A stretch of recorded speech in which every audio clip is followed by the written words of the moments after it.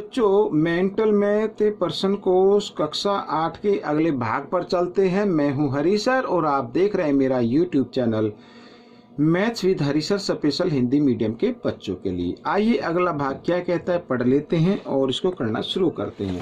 बच्चों, जिनको शिकायत रहती है कि सर अन्य वीडियो नहीं मिल रही हैं, ये चैप्टर नहीं मिल रहा है, तो आप मेरे चैनल पर जाएं। वहाँ पर बच्चों जब आप मेरे चैनल पर पहुंच जाएंगे तो ऊपर की तरफ आप देखेंगे एक तो वीडियो का और एक प्लेलिस्ट का बटन भी होगा, तो आप उन दोनों बटन पर क्लिक करके आप चेक कर सकते हैं। ठीक है, तो वहां पर भी आपको अन्य वीडियो मिल जाएंगी। आइए करना शुरू करते हैं प्रश्न नंबर 36।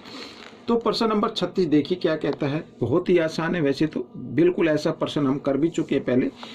दो भिन्न का गुणनफल यानी दो परिमेय संख्याओं का गुणनफल या दो भिन्न का गुणनफल एक ही बात है बच्चों। यहाँ पर ये गुणनफल दिया 9 सही 3/5 और एक भिन्न का मान 48/7 है, तो दूसरी भिन्न का मान हमें बताना है। ठीक है, बिल्कुल आसान है बच्चों। यहाँ पर मैं इसको करना शुरू करता हूँ। देखो, दूसरी भिन्न, तो दूसरी भिन्न कैसे आएगी? जैसे दूसरी परिमेय संख्या आई थी ऐसे ही आएगी, गुणनफल दिया हुआ तो गुणनफल को हम पहले क्या करते हैं, भिन्न में बदल लेते हैं।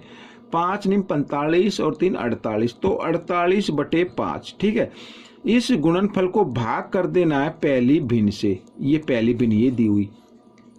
आइए, तो 48/5 भाग का निशान बदलना गुणा में, और गुणा में बदलने के बाद जो अगली भिन्न होती है उसका उल्टा कर देना है, व्युत्क्रम कर देना है इस तरीके से। तो 48 से 48 कट गया, यहाँ पर आ गया 7/5। ये आपका उत्तर रहेगा। लेकिन मैं चाहूंगा कि आप इसको मिक्स नंबर में लिख दें। तो मिक्स नंबर में लिखने के लिए आपको अंश को हर से भाग करना पड़ेगा। 5 × 5 यहाँ पर इस तरीके से। ये जो आया उत्तर इसको बनाए पूर्ण संख्या, और जो यहाँ पर ये शेष है इसको बना दे अंश, और जिससे भाग किया उसको बना दे हर। ठीक है, तो ये आपका उत्तर बन जाएगा। आइए प्रश्न नंबर 37 कर लेते हैं। तो प्रश्न नंबर 37 में देखो क्या कहता है। एक फुटबॉल मैच को दौरान दर्शकों का 3/7 भाग छत वाले हिस्से में तथा शेष 12,000 दर्शक खुले में बैठे, तो कुल दर्शकों की संख्या बताओ। माना कुल दर्शकों की संख्या x। ठीक है, देखो, माना कुल दर्शक है x। ठीक है, अब x कुल दर्शक का 3/7 भाग छत वाले हिस्से में बैठा है, तो निकाल लेते छत वाले हिस्से में। यानी x का के लिए गुणा का निशान 3/7। ठीक है, यानी कि आ गया 3x/7 भाग। ये बैठा है छत पर, यानी कि ठीक है, और 12,000 खुले में बैठे हैं। ठीक है, ये खुले में बैठे हैं। कहने का मतलब ये मैं यहाँ पर करना चाहूँगा, ये तो बैठे है छत वाले हिस्से में, और जमा 12,000 बैठ गए खुले में इस तरीके से। ठीक है, प्रश्नानुसार लिख देते हैं यहाँ पर। तो इन दोनों को, यानी जो छत वाले हिस्से में बैठे हैं और जो खुले में बैठे हैं, उन दोनों को अगर हम जमा कर दे तो कुल दर्शक के बराबर आ जाना चाहिए ऐसे। ठीक है, तो ये आपका समीकरण बन गया है और अब आप इसको हल कर सकते हैं। तो 3x/7, इस x को ले आओ इधर, इधर हो जाएगा ये घटा का, और इसके नीचे आप एक मान लीजिए, और इस 12,000 को ले आओ इधर, इधर ये भी घटा का हो जाएगा। ठीक है, ऐसे। तो 7 और 1 का लघुत्तम लेंगे, 7 आ गया, 7 ही क्रॉस में गुणा कर देंगे। 3x घटा 7 को x से किया, 7x बराबर घटा 12,000। ठीक है, इस तरीके से। अब 7x में से 3x घटा दो, घटा 4x बचेगा यहाँ पर। ये देखो, घटा 12,000, और यहाँ पर 7 भाग में इधर आकर ये गुणा में आ गया। घटा से घटा का निशान काट देना आपको। अब यहाँ पर जगह रह गई कम, तो मैं चाहूँगा कि आपको मैं दूसरे पेज पर मैं बता दूँ। ठीक है, थोड़ा दूसरा पेज मैं निकाल लेता हूँ बच्चों, और आप कहीं मत जाइए, मेरी वीडियो पर बने रहें। और थोड़ा सा मैं इसमें से ये ले लेता हूँ। ठीक है, तो आपके लिए आसानी हो जाएगी।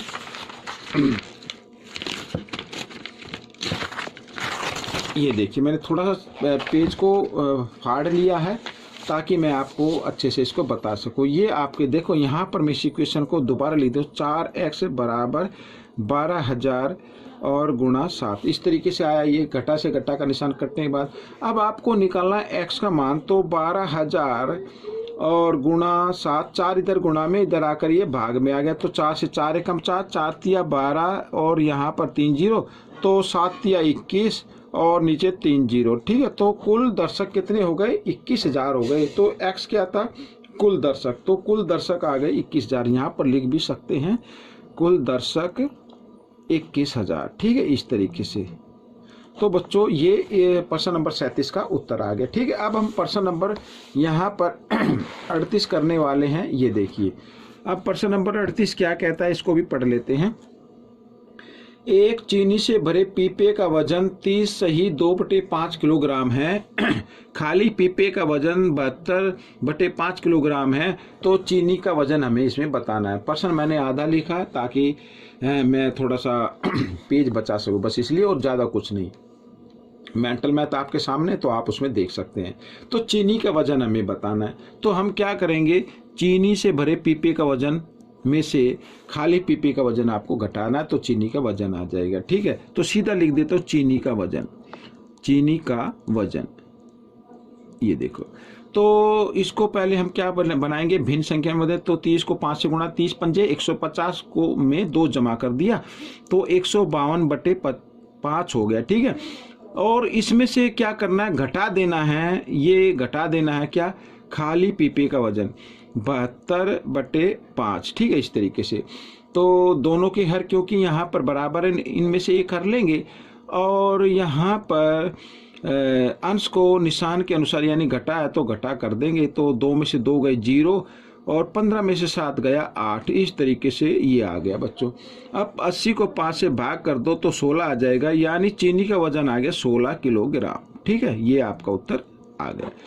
तो बच्चों प्रश्न नंबर 39 कर लेते हैं। ठीक है, आइए। तो प्रश्न नंबर 39 में भी कोई ज़्यादा कुछ नहीं है। देखो ध्यान से पढ़ो। एक हवाई जहाज 1 घंटे में 780 किलोमीटर दूरी तय करता, तो 2.5 घंटे में कितनी करेगा, ज़्यादा करेगा, 2 से 1/2 यानी 2.5 घंटा। ठीक है, तो लिख लेते हैं यहाँ पर 1 घंटे में तय की गई दूरी बराबर 780 किलोमीटर। ठीक है, इस तरीके से। और 2.5 घंटे, इसको पहले भिन्न में बदलो। 2 दूनी 4 1 5/2, यानी 5/2 घंटे में तय की गई दूरी।